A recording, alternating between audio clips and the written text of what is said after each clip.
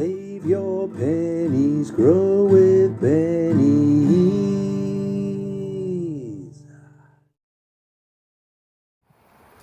Kia ora team, I'm Benny, and I'm here in the garden.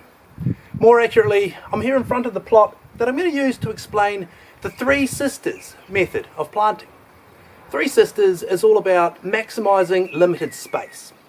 Essentially, you grow 3 crops in the same area. In this case, we're using corn, pumpkin and peas. Now you can also use beans in this Three Sisters, but there's a couple of reasons why we're not. Firstly, we're timing it perfectly so that we can have new potatoes for Christmas lunch this year.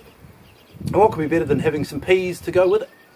Now, the other reason is that the pumpkin variety that we're growing here is actually called the world's largest pumpkin. So, no pressure, Benny. I've actually entered myself in a pumpkin growing competition. So, watch this space.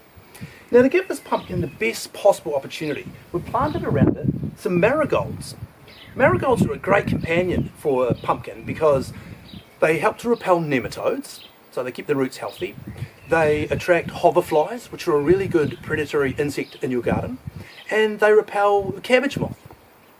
The only problem is that they're not a great companion for beans, so that's why we've opted to plant peas instead. Now, I've had the peas soaking in some water.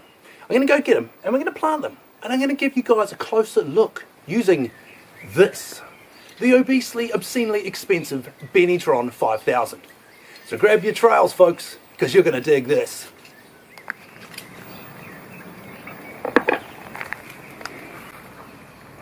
Now you'll notice, folks, as I do this, that the corn are planted amongst some comfrey plants, and they're planted in rows of 2.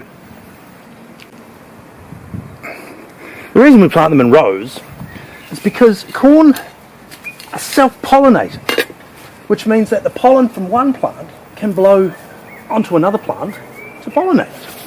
And if they're growing in rows, then the wind has more chance to disperse the pollen. Now there's a reason that we're growing in amongst these comfrey plants.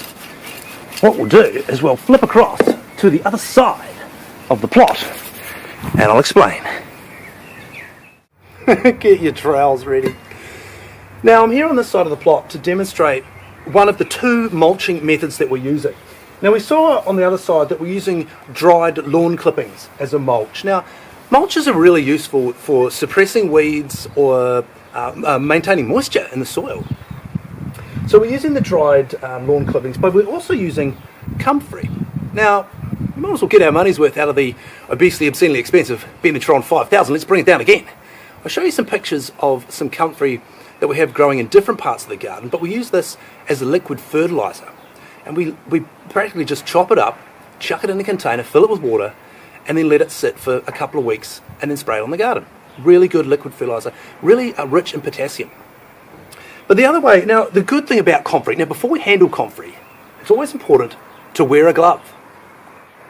This is because there are little hairs on the underside of the leaf that can get stuck in your skin. Now chop and drop is literally what it sounds like. The reason we can do this, we literally are just chopping it and dropping it in the plot as opposed to on the lawn.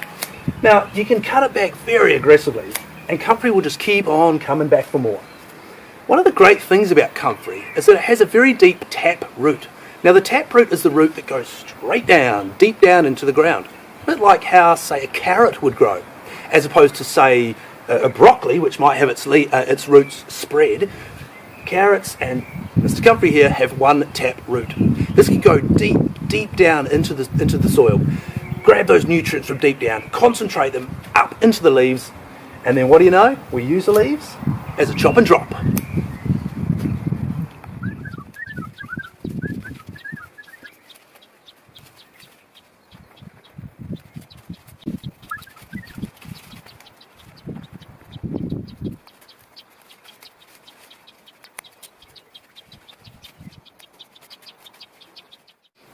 Well, now that we've got our peas planted and our comfrey chopped and dropped, we've got our corn in rows, we've got our mulch in place, and we've got the Three Sisters up and running. Now it's just time to give this bad boy some water and let nature take its course.